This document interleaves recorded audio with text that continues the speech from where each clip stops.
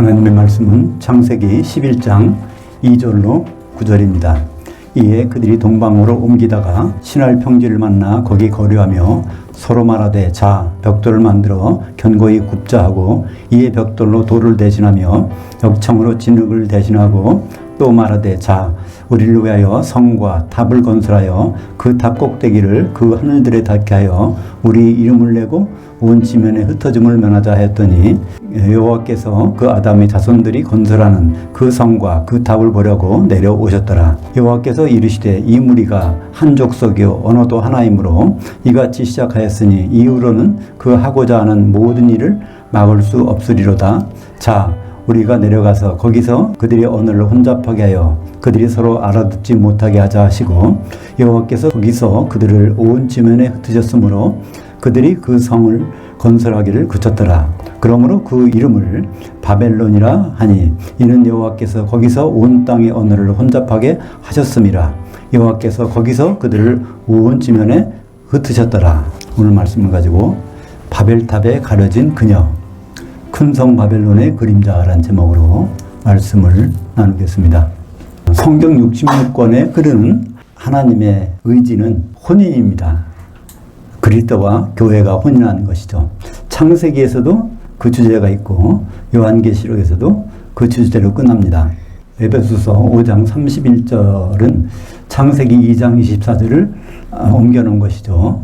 여물 남자가 부모를 떠나 그의 아내와 합해서 한 몸이 되게 할지니라. 근데 그 창세기 2장 24절은 강력한 의지 미래 문장입니다. 하나님이 그것은 반드시 이루시겠다고 했는데 그때 그 남자와 그의 아내가 누군지를 에베소서 5장 32절에 보면 이 비밀이 크도다. 그리스도와 교회에 대해서 말하는 것이니라. 그래서 그리스도와 교회가 만나서 혼인하는 것, 그건 앞으로 있을 일입니다. 주님은 2000년 전에 오셔서 바로 그걸 시작하셨어요. 피 흘려서 교회를 사시고 그다음에 사도들을 중매쟁이로 세우시고 가셨습니다. 이제 앞으로 다시 오실 것입니다. 혼인하러. 그러니까 혼인에는 뭐가 필요하죠? 신부감이 필요한데 우리 교회가 신부로 변하게 되는 것이죠. 주님이 오실 때 오시는 건 좋은데 경고를 하셨어요. 내가 올 때쯤이면은 이 세상에 전에도 없었고 앞으로도 없을 그런 큰 환란이 있을 거라는 것입니다. 그것을 우리는 이제 성경에서 보면 7년 환란이라는 것을 알 수 있죠. 우리는 앞으로 주님 만나는 것만 기다려도 좋은데 그 일 전에 참 어려운 일이 있다는 것입니다. 그것은 우리에게 어려움을 주려고 하시는 것이 아니라 그 일이 있으면 반드시 조금 있다가 예수님을 만나는 때가 온다는 것을 우리는 알고 있어야 되는 것입니다. 그때는 요한계시록에 보면 바다에서 올려오는 짐승이 있고요. 그 짐승에 엎혀서 그 짐승과 짝하고 있는 큰 성 바벨론이 나옵니다. 그 짐승, 바다에서 올라오는 짐승은 바다에서 올라온다는 것은요, 바다를 지배한다는 뜻이죠. 그러니까 바다는 거기서 세상이니까 세상을 지배하는 강력한 왕. 우리 지금까지 그 왕이 혹시 뭐 푸틴이 아닌가, 뭐 여러 가지 사람들 되지만 그 정도가 아니고요. 그보다 더 강력한 왕이 나올 것입니다. 그리고 거기에 음녀가 따르는데 음녀라는 뜻은요, 약혼자인데 다른 데 눈길 돌리는 것을 음녀라고 그러죠.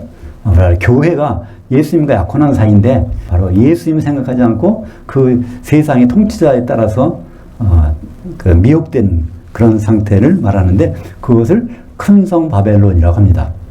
하나님의 지혜에 따르면 세상 지혜는 알 수 없지만 하나님의 지혜에 따르면 요한계시록 13장 18절에 거기에 하나님의 지혜 총명한 자는 짐승의 수를 세어보라 그러면서 그것은 666 어떤 사람이 쓴데 666이라 말하고 있고요.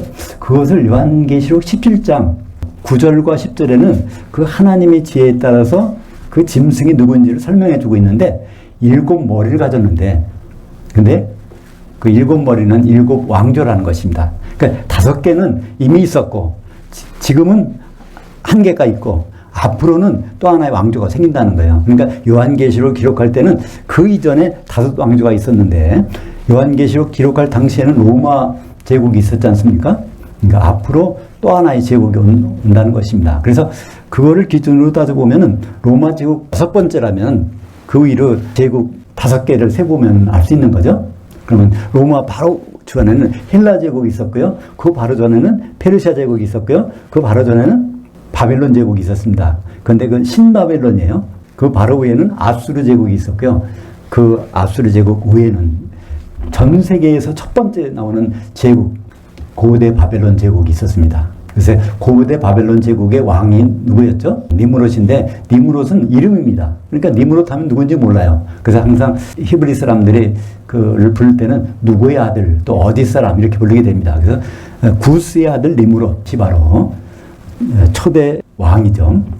그래서 구스의 아들 니무롯을 히브리 문자대로 집어넣어서 딱 그 계산해 보면 정확하게 666이 나옵니다. 그러면 구스의 아들 니무롯 속에서 역사하던 사탄의 영이 구스가 죽으면 그 다음에, 그죠? 악스리 왕조에서, 또 신바벨론 왕조에서, 페르시아, 그리고 헬라, 그 다음에 로마 제국의 왕들의 역사하고, 마지막에 세계 통치자가 하나가 나오는데, 그 사람 속에 들어가서 역사한다는 것입니다. 그렇다면, 그 세계 통치자의 원조는 그 니무롯이라는 건 아는데, 그럼 큰 성 바벨론, 음녀는 누구일까요?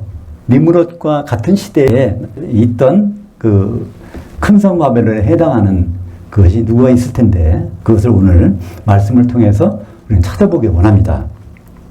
오늘 제목을 볼까요? 바벨탑에 가려진 그녀, 큰 성 바벨론의 그림자. 그러니까 우리는 성경에 있는데 왜 못 찾을까요? 바벨탑에 가려서 그 바벨론 성을 못 찾게 된 것입니다. 우리는 그래서 바벨탑 얘기는 많이 들어봤죠? 근데 바벨론 성에 대한 얘기는 한 번도 들어본 적이 없어요. 근데 우리 성경에서 확인하겠지만 바벨론 탑이 주가 아니라 바벨론 성이 오늘 내용의 핵심인 것입니다. 성경에 그 바벨론이라고 하는 것은 우리말 성경인 바벨론이라고 이렇게 되어 있어요. 신약이나 구약이나 그렇게 되어 있어요. 근데 원래 바벨론이라는 것을 그건 아카드어인데 그 원 이름은 바빌로니아입니다. 바빌로니아. 그래서 영어도 바빌로니아라고 하는데요. 근데 바빌로니아가 히브리 말로는 바벨입니다. 바벨. 헬라 말로는 바빌론. 헬라 말로는 바빌론이고 헤브리 말로는 바벨입니다. 구약 성경에 보면은 바벨론이 253번 나오는데 전부가 바벨론이라고 번역을 해놨어요. 사실은 뭐라고요? 원전에는 바벨인데. 근데 신약 성경에는 바빌론을 바벨론이라고 해놨습니다. 그러니까 하여튼 신구약에 다 그거를 바벨론이라고 통일시켜 놨다면 우리는 뭘 알 수 있을까요? 아, 바벨론 성이 바로 이거구나 알 수 있을 텐데 오늘 그 창세기 11장 또 그 앞에 창세기 10장 거기선 원전에 있는 대로 바벨이라고 했습니다. 바벨. 그리고 그 다음부터 나오는 바벨은 다 바벨론이라고 해서 바벨론과 바벨이 차이가 있는 건가? 이렇게 헷갈리게 만들어져 있는 것이 우리가 가지고 있는 성경입니다. 그러니까 우리 한글 성경을 볼 때 모두가 바벨론이라고 되어 있다면 아 이것이 요한계시록에서 바벨론이 창세기에서 바벨론 이거구나 이걸 금방 알 수 있을 텐데 그렇게 안 하는 것이 좀 안타까운 일입니다. 노아 홍수 후에 하나님은 노아 가족들을 생육하고 번성해서 땅에 흩어지라고 이렇게 말했습니다. 근데 그 명을 바꾸서 처음에 순종을 했어요. 노아 방주가 어디에 걸렸다고 그래요? 물이 빠진 다음에 터키의 아라랏산 거기에 이제 노아 방주가 걸렸어요. 그러니까 지금 모든 인류의 조상은 바로 노아 가족인데 거기 때부터 쭉 산에서 내려와서 그 평야까지 간 겁니다. 그 산에서 있었기 때문에 첫 농사는 뭐가 졌을까요? 포도나무를 심어 포도원을 가꿨잖아요. 그죠?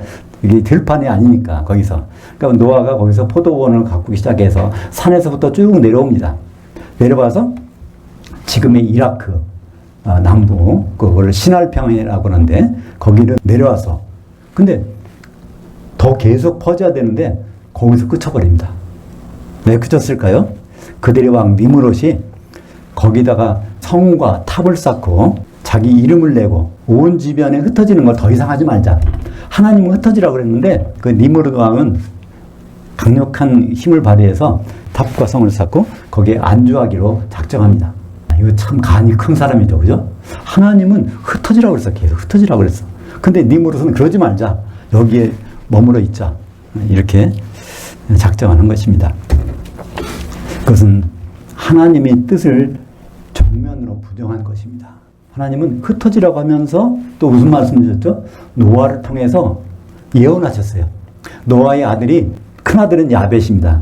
둘째 아들은 함이고 셋째 아들은 셈인데, 야벳은 그 유럽 쪽으로 퍼져갖고 함은 아프리카 쪽으로, 셈은 아시아 쪽으로 쭉 퍼져서 우리는 말하자면 노아 가족 중에서 셈의 후손들이죠, 지금.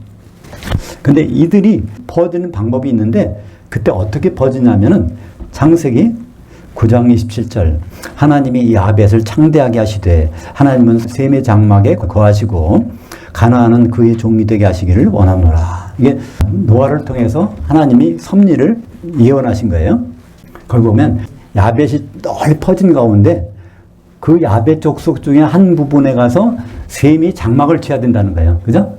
그런 다음에 그 셈이 그 일을 하는데 종으로 도와주는 사람이 가나안 족속이라는 것입니다. 그러니까 야벳과 셈과 함 족속들이 전부가 다 뿔뿔이해서 자기 역할을 해야 돼요. 근데 어떻게 됐습니까? 이 니므롯은 어디 출신이죠? 니므롯은 함의 아들, 그 구스의 아들입니다. 그죠? 함 족속이 야벳과 셈을 붙들고서 거기에서 꼼짝 못하게 하고 거기에서 성을 쌓고 있는 겁니다.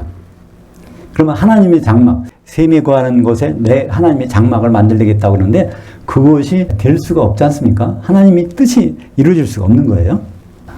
결국은 시대가 흘러서 그것은 하나님 뜻대로 됩니다. 야벳의 첫 아들이 고멜이 있어요. 고멜의 아들이 그 도갈마입니다. 도갈마가 토가르마에서 거기가 터키, 튀르기예요. 그러니까 터키 땅에 야벳이 이제 자리 잡았는데 거기에 누가 들어갑니까? 셈 족속들이 다 이제 아시아 쪽으로 퍼졌는데 셈 족속 중에 유일하게 루드라는 넷째 아들이 있었어요. 이 루드는 아시아로 가지 않냐고 터키의 서해안 거기에 바로 그 도갈마 야벳의 족속에는 거기에다가 장막을 쳤습니다. 그 지역을 그래서 루디아라고 합니다. 룻이 정착했다고 해서 루디아. 루디아 지방이 어딜까요? 지금 터키의 서해안 지방이 루디아 지역인데 그 지역을 헬라식으로 발음한 것이 아시아입니다. 아시아는 해 뜨는 곳이라는 것이에요.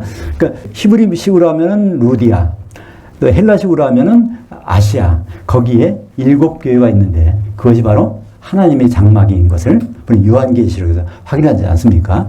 하나님은 교회에 머무르시는데 바로 그곳에 야벳이 흩어진 곳에 바로 셈이 정착해서 이루어진 것, 그것이 아시아의 7교회가 탄생이 되는 것입니다. 하나님은 그 뜻을 가지고 있는데 그것을 누가 맨 처음에 막았어요? 니므롯이, 함 족속의 니므롯이 그것을 막고 있지만 그렇다고 하나님의 뜻이 변경될 수는 없습니다. 결국 하나님은 그들의 언어를 혼잡시키기 위해서 그들은 뿔뿔이 흩어지게 됩니다. 근데 이 이야기는 보통 우리가 바벨탑 이야기로 유명하죠. 하나님은 홍수도 없고 그리고 흩어지라 그러는데 그래도 혹시 하나님 홍수가 될지 모르니까 우리가 탑을 쌓아서 높이 쌓아가지고 홍수가 나도 우리가 끄떡없게 하자. 인간의 교만함을 나타내는 그것으로 이 바벨탑을 설명합니다. 근데 사실은 성경에 바벨탑이라는 말이 없어요. 다만 바벨론 성에다가 거기서 하나 탑을 쌓는 거 있는데 그 탑을 그냥 사람들이 바벨탑 해버린 것이지 그런 것은 없습니다. 성경에 보면 오늘 창세기 11장 8절에 보면요. 여호와께서 거기서 그들을 온 주변에 흩으셨으므로 그들이 그 성 건설하기를 그쳤더라. 여기 보면 그 탑 건설하기를 그쳤더라가 아니에요. 성은 뭡니까? 성은 도시를 말합니다. 그러니까 예를 들어서 서울시가 있다면 거기에 남산탑을 세울 수 있잖아요. 탑은 하나의 일부분입니다. 성이 바로 니므롯이 할 수 있었던 거기서 흩어지지 못하게 하는 그 성을 쌓고 있었던 것이죠. 성경의 용어는요. 구약은 히브리어, 신약은 헬라어로 되어 있는데 이 성은 도시는 여성입니다. 도시는 모두가 여성이에요. 교회가 뭘까요? 교회는 여성입니다. 성경이 영어로 번역되는 과정에서 큰 가치가 없어지는 것이 영어는 성이 없거든요. 그러다 보니까 그냥 남성, 여성이 똑같으니까 그 구분을 못하게 되는데 적어도 독일어나 불란서나 스페인어 같은 경우는 그게 뚜렷하거든요. 그래서 이걸 영어 여성 대명사로 나오면은 그녀 그러면 얘 그녀면 이게 도시구나. 그걸 알 수 있죠. 금방 알 수 있는데 그것이 영어에서는 해당이 안 되니까 영어 성경을 보면 그것을 분간을 못합니다. 그거에서 번역한 우리 한글도 그 분간하기 힘들죠. 오늘 제목이 뭘까요? 바벨탑에 가려진 그녀. 이 그녀는요, 바벨론 성입니다. 이 최초의 바벨론 성. 그것이 바로 요한계시록의 큰 성 바벨론, 큰 음녀, 바로 하나님과 혼인할 준비를 안 하고 세상의 통치자와 짝해가서 음행하고 있는 그런 것을 바로 창세기에서 우리에게 보여주고 있는데, 그 바벨론 성이 없어져 버리고 그냥 바벨탑만 남아서 탑을 흔히 말로 미그달이라고 합니다. 미그달. 그 미그달은 남성이에요. 그러니까 탑은 남성이고 도시, 성은 여성인데 남성과 여성이 구분이 안 되니까 그냥 바벨탑 쌓다가 무너졌나 보다 이렇게 우리는 생각하는데 그게 아닙니다. 바로 그 성, 도시, 그것이 바로 그 니므롯을 추종하다가 망해버린 것이 바로 최초의 교회 타락의 사건입니다. 그러면 니므롯은 앞으로 나타날 바다에서 올라오는 짐승의 그림자인데, 그 성을 쌓던 사람들은 누구의 그림자일까요? 그것이 요한계시록 17장 3절과 4절에 자세히 나타나 있습니다. 바로 여자라고 표현되어 있습니다. 여자가 도시, 그 성인데 말하자면 교회죠. 요한계시록 17장 3절부터 4절까지 보겠습니다. 여자가 붉은 빛 짐승을 탔는데, 세상에 적그리스도를 탔는데, 탔다는 말은 음행한다는 얘기죠. 그 위에 한 패가 돼갖고 거기서 어울린다는 말입니다. 그 짐승의 몸에 하나님을 모독하는 이름들이 가득하고 7머리와 10뿔이 있으며, 그러니까 그 짐승은 7개의 왕조, 마지막 왕조, 첫 번째 왕조는 바로 니므롯, 바벨론, 고대 바벨론 왕조죠. 10뿔이 있으며 그 여자는 자줏빛과 붉은 빛 옷을 입고 금과 보석과 진주로 꾸미고, 그러니까 교회를, 마지막 시대의 교회를 이렇게 나타내고 있는, 휘황찬란하게 교회가 꾸미고 있다는 거예요. 거기에 보면 금과 보석과 진주로 꾸민다는 말은요, 정확한 표현하면 도금했다는 얘기예요. 금과 진주와 보석과 이걸 한 게 아니라 그 신용만 내는 것입니다. 어린 양의 신부와 비슷한 모습을 겉에 하고 있지만은 실제적으로는 짐승을 타고서 거기서 자기가 하고 싶은 대로 세상을 즐기는 삶을 살고 있는 것이 마지막 때의 큰 성 바벨론 교회의 모습을 나타내고 있죠. 그녀의 음행에 더러운 것들이 가득하더라. 그러니까 교회가 음행한다는 말은 무엇일까요? 약혼자가 있는데 엄연히 우리 주님이 신랑으로 오실 텐데 그 신랑 마음에 안 들어. 그러니까 세상이 좋은 것과 세상이 가장 강력한 자가 짐승이니까 좋은 것과 짝해서 거기에 즐거움에 취해 있는 그 모습이 바로 우리가 몸담고 있는 교회의 마지막 때의 모습이라는 것입니다. 얼마나 두렵습니까? 사실. 그러고 나서 주님 오실 텐데 그때 거기에서 주님 맞을 수 있는 자는 몇 명이나 될까요? 고대 바벨론 성은 짐승 위에 태워질 말세의 교회, 곧 큰 성 바벨론의 모형이고 그림자입니다. 우리가 시간이 지나면 어떤 모습으로 변해갈까? 아주 끔찍하지 않습니까? 요한계시록에는 두 종류의 여자가 나와요. 하나는 좋은 여자, 하나는 나쁜 여자입니다. 하나는 순수한 교회, 하나는 타락한 교회, 그 모습을 나타내고 있는데요. 먼저는 7교회를 태동한 여자가 나오죠. 요한계시록 12장 1절에 보면 하늘에 큰 이적이 보이니 해를 옷 입은 한 여자가 있는데 그 발 아래에는 달이 있고 그 머리에는 12별이 면류관을 쓰고 있더라. 여기 성경에서 해는 그리스도를 나타냅니다. 달은 무엇일까요? 달은 햇빛을 반사하는 것입니다. 사도들을 나타내죠. 예수님의 분신이 사도들인데 그 받침에 기초석이 바로 달인데 그게 바로 사도들이죠. 그 12별의 면류관을 쓰고 있더라. 영적인 이스라엘 12지파가 바로 교회인데 그 모습을 나타내고 있는 것입니다. 그 여자가 이제 애를 낳기 시작하죠. 첫 번째 사내에 애를 낳고 그 다음에 쭉 나서 7명이 애를 낳는데 그 7이 바로 7교회, 그러니까 초대교회를 태동하는 여자의 모습이 요한계시록 12장 1절에 나오고 있는 것입니다. 그리스도를 옷 입고 사도들이 기초석 위에 세워진 초대교회의 모습이 바로 그 여자, 정결한 여자의 모습입니다. 교회는 사도들에 의해서 중매된 한 약혼녀입니다. 우리 신분이 뭐라는 것을, 영적 신분이 뭐라는 것을 우리는 잊지 말아야 되겠죠? 그리스도 이외의 것에, 신랑으로 오실 예수님 이외의 것에 마음을 뺏기고 있다면 그게 바로 음행이고 그런 사람을 음녀라고 계시록에서는 말하고 있는 것입니다. 그래서 보통 그거를 포도주에 취했다고 그래요. 포도주는 일반적으로 좋은 의미로 쓰이지만 요한계시록의 포도주는요, 세상의 즐거움에 취하고 있는 겁니다. 요한계시록에는 두 가지가 있어요. 감람류냐 포도주냐. 감람류는 성령에 취해 있는 거고 포도주는 세상 즐거움에 취해 있는 겁니다. 그것이 바로 기독교인이지만, 교회지만 앞으로 점점 포도주에 취한 교회가 된다는 것입니다. 금성 바벨론이 짐승 위에 태워져 있다는 것은 하나님을 거역하는 교회가 세상 통치자의 비유를 받고 있는 것입니다.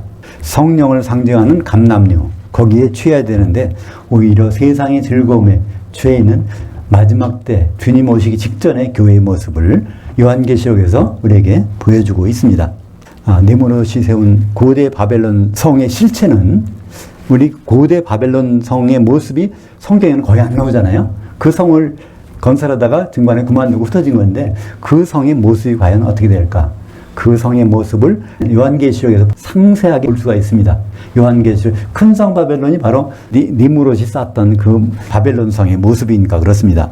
요한계시록 17장 5절에 그녀의 이마에 이름이 기록되었으니 비밀이라 큰 바벨론이라 그 땅의 음녀들과 가정한 것들이 어미라 하였더라. 이 땅에 타락한 교회의 어미가 바로 큰 성 바벨론이라고 하는 것이죠. 그 큰 성 바벨론의 그 내부를 한번 세밀히 들여다볼까요? 문 열고 들어가서 거기에 곳곳에 한번 살펴봅시다. 그죠? 그것이 요한계시 18장 2절의 내용입니다. 힘찬 음성으로 외쳐 이르되 타락했도다 타락했도다 큰 성 바벨론이여 귀신들의 처소와 각종 더러운 영들의 옷과 각종 더럽고 가증한 새들의 옥이 되었도다. 마지막 때 교회 안에는 귀신들, 더러운 영들, 더러운 새들, 이게 다 동격입니다.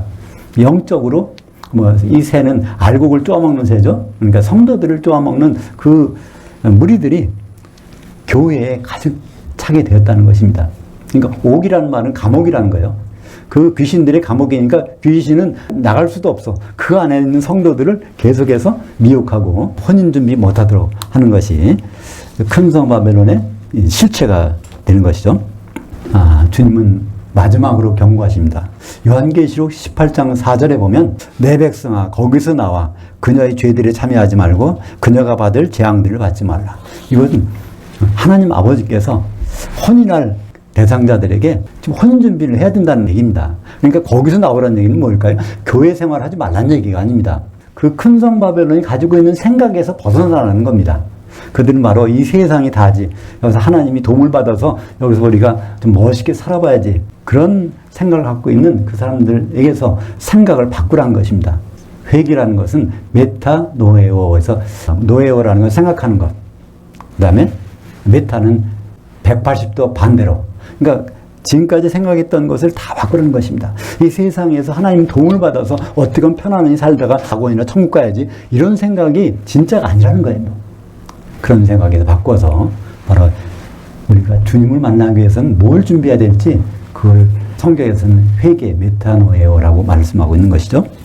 그래서 요한계시록 16장 9절과 11절 요한계시록 16장은요 그리스도의 심판대의 장면들입니다. 7 대접을 쏟는데 어디다 쏟을까요?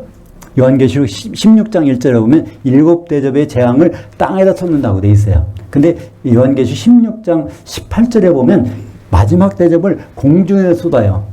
그 말이 다 성립되려면 7 땅들, 7 교회들을 공중에다 올려놓고 거기서 심판하는 장면이 바로 요한계시록 16장의 내용입니다. 그 16장에 보면 9절과 11절에 계속 그들이 그래도 심판받는 순간에도 회개하지 아니하더라. 그들이 생각을 안 바꾼다는 거예요. 바로 자기들이 혼인 준비를 해야 되는데 그 생각 안 하고 세상과 짝하게 사는 그 생각을 끝까지 가지고 있다는 것입니다.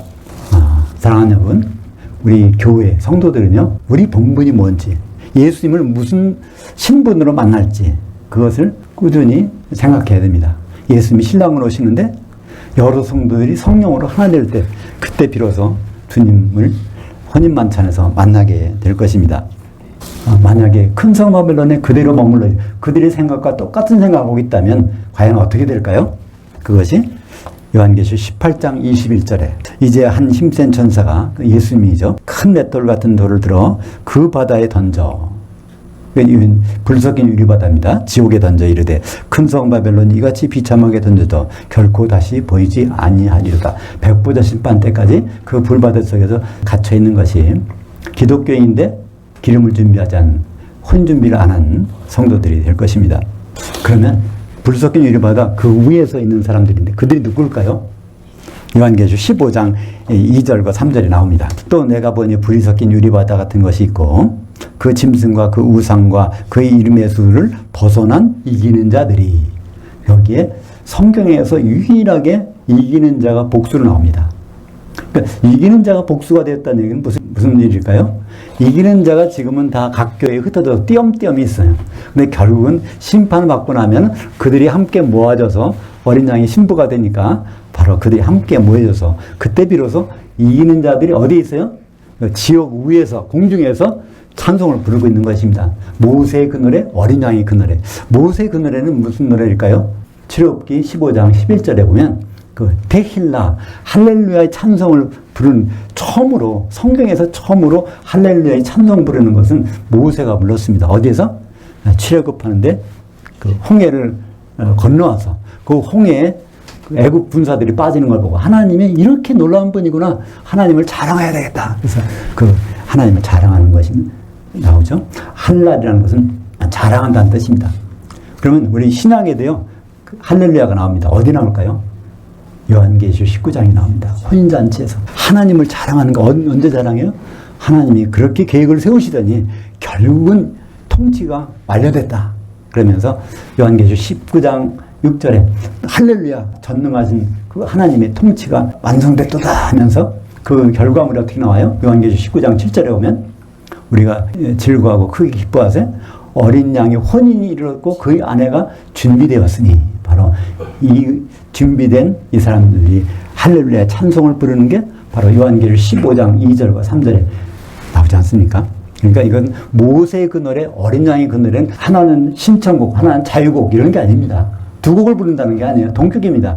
할렐루야의 찬송, 여호와 하나님을 자랑하는 그 찬송을 혼인잔치 만찬에서 같이 부르고 있는 장면이 누가 불러요? 이기는 자들이. 이기는 자들이 정의가 어디 나올까요? 요한계시록 2장 26절에 보면 끝까지 예수님의 일들을 지켜보는 자. 그러니까 6월절에서만 지켜보는 게 아니라 장막절에 혼인만찬까지 들어가서 지켜보는 자를 하나님은 이기는 자로 평가해 주십니다. 근데 우리는 요한계시록 보면서 약간 오해할 때가 있어요. 14만 4천이 나오는데 그것이 빌라델피아 교회죠. 14만 4천이 되면 다 끝나는 거 아닌가 이런 생각을 할 수 있어요. 근데 이기는 자는 누가 이기는 자일까요? 세 가지 이름이 있어야 돼요. 아버지 이름과 아들의 이름과 새 예루살렘 어린 양의 신부의 이름이까지 있어야 되는 겁니다. 근데 14만 4천은 뭐가 없어요? 아버지 이름도 있고 아들도 이름도 있는데 아직은 그들이 신부는 못 돼요. 신부가 되기 위해서는 끝까지 성령의 기름을 준비해야 되는 거예요. 그러니까 요한계시록 14장에 보면 그 13만 4천이 있는데 그게 우리의 최종 목적지를 생각하는데 그렇지 않습니다. 그 셋째 하늘에 있다가도 다시 예수님과 같이 공중에 내려와야 돼요. 그때 공중에 내려왔을 때 성령의 기름이 준비되어 있으면 이기는 자가 되는 거고, 그때도 준비가 안 되면 14만 4천이라고 해도 불 섞인 유리바다 지옥에 들어갈 수밖에 없는 것입니다. 성경의 결론은 바로 우리가 이기는 자가 되는 것입니다. 구약 성경을 보든 신약 성경을 보든 우리는 이기는 자로 나아가면 바로 혼인만찬에 들어가서 주님과 1000년 동안 같이 지내게 될 것입니다. 기도하겠습니다. 니무롯의 바벨론 성을 통해서 큰 성 바벨론의 모습을 우리에게 보여주심을 감사합니다. 우리가 주님 오실 때까지 바로 주님의 약혼녀로서의 신분을 망각하지 않고 주님마저 준비를 할 수 있도록 인도하여 주시옵소서. 예수님 이름으로 기도합니다. 아멘.